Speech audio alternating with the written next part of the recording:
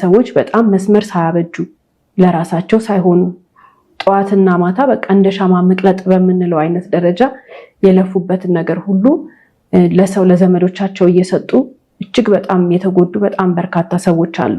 በስተመጨረሻ ታመው የሚያስታምማቸው ሳንቲም እስከማይኖራቸው መታከሚያ እስከሚያጡ ድረስ በጣም ብዙ ወገኖች የተለያየ ጉዳት ደርሶባቸዋልና አንዳንድ ጊዜ የፈጣሪም ቃል ይላል ደግነት አታብዛ ነው አይደል?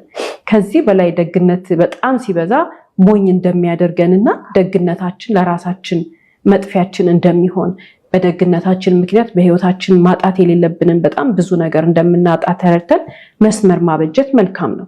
ውጭ ሀገር የሚኖር ሰው ሁሉ ገንዘብ የሚያፍስ የሚመስለው በጣም ብዙ የማህበረሰባችን ነዋሪ ይሄንን የሚያስብበት አይነት ሁኔታ አለ።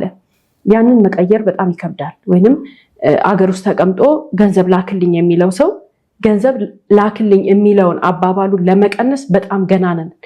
መረዳቱ የለም። ውጭ ሀገር ሄደ ሰው ሁሉ ገንዘብ የሚያፍስ ስለሚመስለን፣ እኛ ግን ውጭ ሀገር ያለው ሰው ግን መረዳት ያለበት አንድ ነገር አለ። ልጓም ማበጀት ይችላል። ሁሉ ነገር ልክ አለው። ሁሉ ነገር ይቆለፋል፣ ይዘጋል።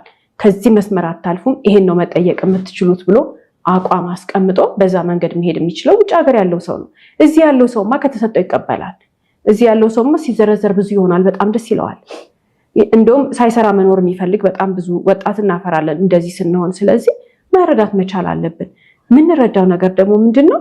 የሰራንበት መጀመሪያ ራሳችን ልንኖርበት፣ የሰራንበትን ራሳችን ልንጠቀምበት ሆኖ ከዛ የምንችለውን ያህል እንደምንረዳ እህት ወንድሞች፣ እሱም ለእናትና ለአባት ነው።